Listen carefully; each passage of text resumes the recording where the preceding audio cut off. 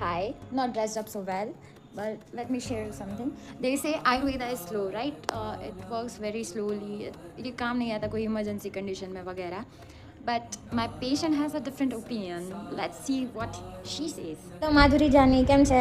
અરે જો હમણાં તો બેહાલ હતા પણ હવે સારું છે, બહુ જ સારું છે કે જે પેઇનમાંથી થતી હતી અને બર્નિંગ થતું હતું એ જે જગ્યાએ ત્યાં તમારું મેં કન્સલ્ટ કર્યું અને પછી મને ઘણી રાહત છે. તમે તમને એકચ્યુઅલી તકલીફ શું હતી? પેલું આપણે ફિસ્યુલામાં જે રસી જે સ્પ્રેડ થઈ જાય ને અને એ જે સ્પ્રેડ થયા હતા ને એમાં સોલિડનું બર્નિંગ થતું હતું અને દુખતું હતું. હું મારી પોઝિશન બદલું તો પણ દુખે, હું બેસી નહોતી શકતી, ઊભી ન રહી શકું, પડખું પણ સાઈડ ચેન્જ નહોતી થઈ શકતી મારી.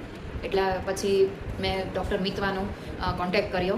તમને જ્યારે મિતવાએ ટ્રીટમેન્ટ કરી પછી તમને આમ કેટલી વારમાં આમ સારું થવાનું શરૂ થયું? વિધિન તમને કહું ને તો પોણી કલાકમાં તો હું રેડી હતી, જાણે કશું થયું જ નથી મારી સાથે. અને જે હું ચેન્જ નહોતી કરી શકતી સાઈડની બદલે કહે ને કે હું આમ દોડી શકું છું, એટલી હજી દોડી નથી પણ હું દોડી શકું છું ત્યાં સુધીની મને રિકવરી દેખાઈ ગઈ ને એકદમ રિલીફ, એમ એટલું થઈ ગયું, મને રિલેક્સેશન થઈ ગયું. ફિસ્યુલાનું ઓપરેશન હતું એ વિધિન 4 to 5 ડેઝમાં હતું, એટલે તમારે એ 4-5 દિવસો કાઢવાના હતા.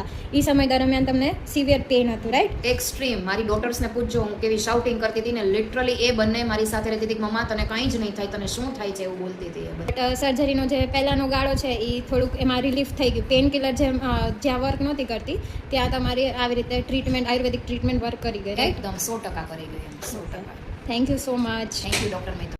So basically, this was a case of fistula in ano, in प्रसाध्य व्याधि in Ayurveda as well. Basically, Ayurveda में वात और पित्त का शमन हमने कर दिया तो उसकी सारी दिक्कत completely मतलब वैनिश हो जाएगी, ऐसा हम कह सकते हैं. बट रिमेंबर, शस्त्रक्रिया करना ही है. इट इज़ नाड़ी व्रण. इट ये शस्त्रक्रिया इवन आयुर्वेद में भी दिया है. बट मैं 4 दिन तक कुछ नहीं हुआ और सिर्फ मात्रा बस्ती दी थी. मात्रा बस्ती is basic treatment in Ayurveda. In 5 to 10 minute pain धीरे धीरे डिक्रीज होने लगा. Ayurveda is not slow, it is effective. But Ayurveda slow तब है जब आपकी दोषा ज़्यादा है और हमें अंदर से सब निकालना है, तो थोड़ा तो टाइम लगेगा ना. But so if you are facing any chronic disease, contact us. Don't forget to follow IoT Code for healthy updates.